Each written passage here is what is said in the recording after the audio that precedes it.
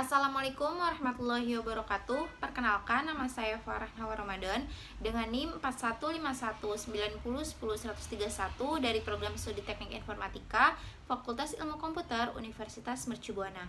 Pada video kali ini, izinkan saya untuk memberikan sedikit penjelasan mengenai deep learning, dan video ini dibuat untuk memenuhi tugas akhir semester mata kuliah deep learning dengan dosen pengampu Bapak Handri Noprison. Yuk langsung saja kita cek videonya. Baik, berikut merupakan beberapa list pertanyaan yang akan saya coba jelaskan satu persatu.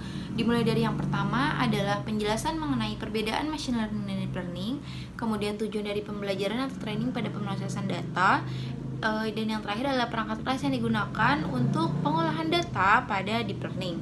Dan yang kedua adalah konsep dari single perceptron, Bayesian probability, fungsi objektif, dan lokal minima. Dan nomor 3 adalah penjelasan mengenai CNN berdasarkan konsep kerja CNN, tujuan konvolusi pada data citra, dan fully connected layer. Baik, kita langsung masuk ke pertanyaan pertama, yaitu mengenai perbedaan machine learning dan deep learning. Yang pertama adalah simplicity, di mana proses pembelajaran model deep learning bersifat end-to-end dan lebih sederhana dibandingkan proses pembelajaran machine learning, karena data yang dipergunakan sebagai input proses pembelajaran tidak membutuhkan rekayasa fitur sebelumnya seperti ekstraksi fitur. Yang kedua adalah scalability, di mana proses pembelajaran model deep learning memungkinkan implementasi secara paralel sehingga bisa memanfaatkan kapasitas graphic processing unit atau tensor processing unit. Dan selain itu, algoritma pembelajaran yang bersifat iteratif menggunakan sejumlah batch data yang memungkinkan terjadinya pembelajaran model menggunakan dataset dengan berbagai volume bahkan berskala besar. Kemudian versatility atau adaptability, di mana proses pembelajaran model deep learning tidak harus selalu dilakukan dari awal. Hasil pembelajaran pada model deep learning dapat di-training kembali menggunakan data yang baru. Hal ini menjadikan model deep learning mampu untuk terus-menerus melakukan pembelajaran secara online. Dan yang terakhir adalah reusability, di mana model hasil pembelajaran yang telah di-training menggunakan sebuah dataset berskala besar dapat digunakan untuk melakukan tugas menggunakan dataset berskala lebih kecil. Kemampuan ini disebut dengan transfer learning dan kelebihannya adalah membantu menghemat waktu pembelajaran ulang. Pertanyaan selanjutnya adalah tujuan dari pembelajaran atau training pada pemrosesan data, di mana tujuan yang pertama adalah untuk meminimalkan error sehingga kinerja learning machine model diukur oleh squared error. Kemudian yang kedua adalah untuk melatih pembuatan prediksi dan mengetes berjalan tidaknya suatu fungsi dari sebuah algoritma. Kita memberikan petunjuk melalui algoritma agar mesin yang kita latih bisa mencari korelasinya sendiri atau belajar pola dari data yang diberikan. Pertanyaan selanjutnya, perangkat keras apa sih yang digunakan untuk pengolahan data menggunakan deep learning? Perangkat keras yang digunakan adalah GPU atau Graphics Processing Unit dan TPU atau Tensor Processing Unit.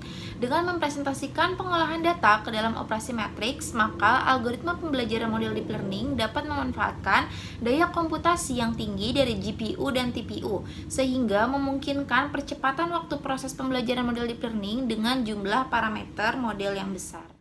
Pertanyaan selanjutnya yaitu konsep mengenai yang pertama adalah single perceptron. Single perceptron merupakan sebuah jaringan saraf tiruan yang terdiri dari satu layer pemrosesan. Jaringan ini termasuk ke dalam supervised learning, artinya metode pembelajarannya dilakukan melalui contoh-contoh. Jaringan akan di-training dengan sekumpulan contoh-contoh yang diketahui input dan outputnya. Selama proses belajar tersebut, jaringan akan menyesuaikan nilai bobotnya agar menghasilkan output yang diinginkan.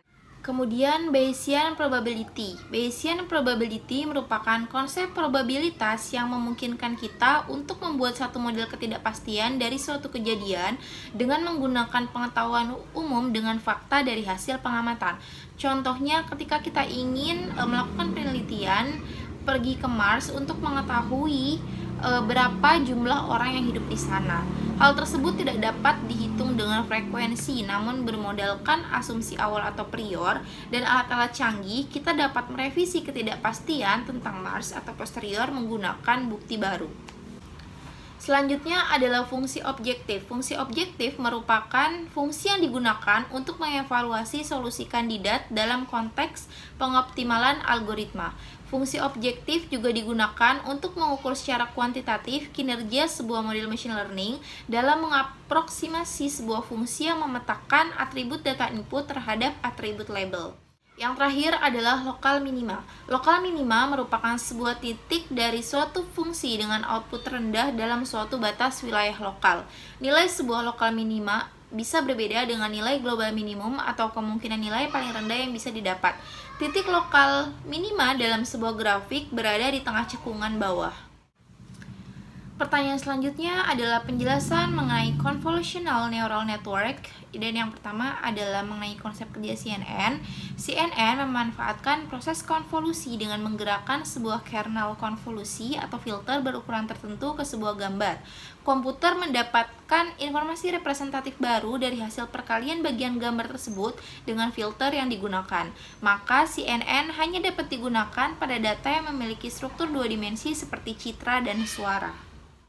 Selanjutnya adalah tujuan dari konvolusi pada data citra, di mana bertujuan untuk mengekstraksi fitur dari citra input. Jadi, konvolusi akan menghasilkan transformasi linier dari data input sesuai informasi spasial pada data. Bobot pada layer tersebut menspesifikasikan kernel konvolusi yang digunakan, sehingga kernel konvolusi dapat dilatih berdasarkan input pada CNN. Dan yang terakhir adalah fully connected layer, yang merupakan layer atau lapisan di mana semua neuron aktivitas dari layer sebelumnya terhubung dengan semua neuron di layer selanjutnya, seperti halnya jaringan syaraf tiruan biasa. Setiap aktivitas dari layer sebelumnya perlu diubah menjadi data satu dimensi sebelum dapat dihubungkan ke semua neuron di fully connected layer. Fully connected layer sendiri biasa digunakan pada metode MLP dan bertujuan untuk mengolah data sehingga bisa diklasifikasikan. Baik, sekian penjelasan dari saya. Apabila ada pertanyaan, boleh langsung tulis di kolom komentar. Jangan lupa like, comment, and subscribe channel video ini. Terima kasih sudah menonton. Wassalamualaikum warahmatullahi wabarakatuh. Bye-bye.